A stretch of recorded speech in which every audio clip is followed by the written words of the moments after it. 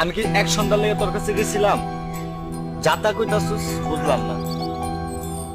তোর বাপের টাকা পয়সা আছে মানলাম, তোর কপালটা ভালো। তোর মতো কপাল আমার আল্লাহ দেয় নাই। আমার আব্বা দিন আনে দিন খায়, এলে কি যাতা হন্য? আমি ঢাকা শহরে মেসে থাকি, বেকার থাকি, চাকরি খুঁজতাছি, পাই নাই।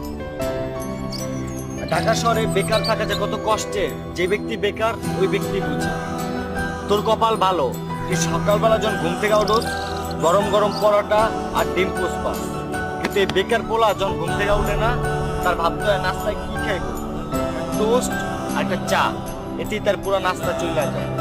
এমন সময় গেছে পুরো দিনই পার করতে হয় এগুলা দিয়ে।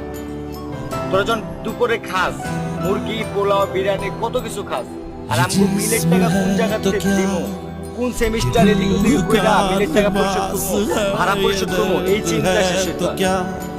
দিন শেষে আমরা কি থাকি?